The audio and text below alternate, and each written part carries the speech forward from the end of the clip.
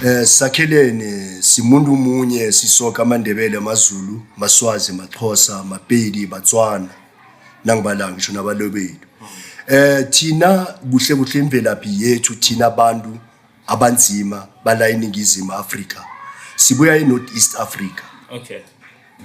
Nasuka eNorth East Africa sajumpa, ngithi kunemifula kunale bathi Nile River, abaningi bafunda ngayo eBhayibhelini. Sicrosse iNile River. Sacrossela east Africa. East Africa engikhuluma ngayo ulapho khona iheritage yethu bonke abantu bala eNingizimu Afrika. I'm talking about all the Bantu people here in Republic of South Africa. So nasifika eZimbabwe sihlezi lapha, it was during 1400. But isikhathi nasiloke siya so ukuthi manje amadodana ekade abaluleke khulu ekade aziwa ngaleso sikhathi bekunguZulu, kunguNdebele, kunguXhosa, kunguSwati. So nabahlezi lapha eZimbabwe ngabo 1460, mara ngifuna kaningi ukuthi sibambe isikhathi, but it was during 1400th century. Wathi manje sibasuka first group eyasuka lapha eZimbabwe maZulu. Asuka nengwenyama yabo uZulumani Zulu. Baya eEmboland. Le ndawo namhlanje sibiza ngokuthi iKZN, KwaZulu Natal. And then the second group eyalandelabo kwaba Maxhosa. Mara ke sikhamba ngendawo eyi-1 ngoba bekungana ma-airport or ama-port into ezinjengalezo. So uZulu lo uphelela la eHeilberg uyalinda lapha la kuhlangana khona imfula le abo Vaal River uhlala khona. uXhosa mlandele engasikade naye. Mara uXhosa nakakhambayo naye uZulu. Akuthi bakhamba namaXhosa kuphela. Ngithi manje si mixed lapha. Abaye sivangene khona namaZulu nabeSuthu abanye bayakhamba bathi hayi mina ngisali ngoba kuyakhanjwa. And then lapha abantu abasala eZimbabwe kwasala abantwana bakaNdebele. uNdebele katani isichaba esikhulukhulu lapha. Abakwena vele basala bakhela futhi eZimbabwe. uNdebele wasuka walandela uZulu noXhosa bohlanganela la eHeilberg la. Indawo khona isesekhona sengibuya khona na nje indaweni yakhona. La kuhlangana khona imfula le ehlangana boVaal abo-Orange whatever lapho.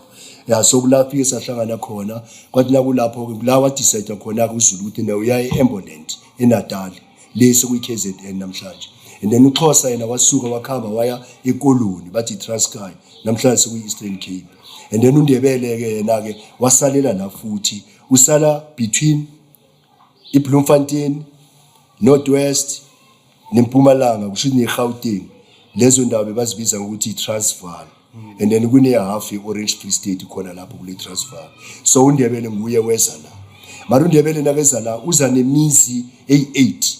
Nangithi imizi kusho ukuthi kade nabafazi or aboma abayi-8. Ukuthoma kade unguManala.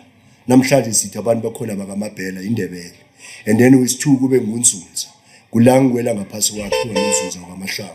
Mina ngomasilela babelethwa ngithi abunzunza ingwenyamiso. And then bese kuba noSikhosana. And then bese kuba noMthombeni. And then bese kuba noMasombu. Bese kuba noDlomo. And then kuba noMgwadu. And then kuba noChibasa bayi-8.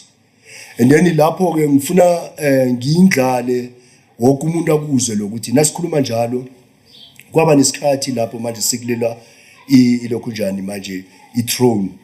Kuhle kuhle iThrone ilwela njani. uMusi is the father of these 8 families. So what he said with Norman ngoba manje seka thoma ngathi amehlaka yamthwenyathwenya ngeEnglish but he was getting blind. What Norman ithi ngisucceed ukhosi bami usucceed ngisaphila. Okay. Yeah, but if firstborn son yakhe bekufanele iphume from uManala uMabhena. Mara ngikinga ukuthi uManala lo njengoba nabelethe ngale azange abelethwa kuhle njengomuntu le kufanele ngikubeke straight. Kwakumuntu engekhe umhloniphe kangako na ungamazi ukuthi ubelethwa ingwenyama ngoba bekasaba udisable nyana mhlawumbe isihodlanyana so mara yena beka intelligent and ahlakaniphile ngoba iwild beast inyama le lokunjanini naheni kade akwazi ukuthi ayibambe adlula bonke labafowabo lapho. So kwaba nesikhathi ke manje ukuthi uMakabanala uyabhubha ekukhambeni kwaMakabanala ukuthi laba abanye aboma khona basesekhona. uMakaNzunza is the second wife ungendlini yesi2 yakaMusi. And then uMusi wathi Norman yazini kusasa bengiba ukuthi ungilethele indoda nami ize la indoda nami le izonikela ubukhosi ngisaphila so noma ngasabuni.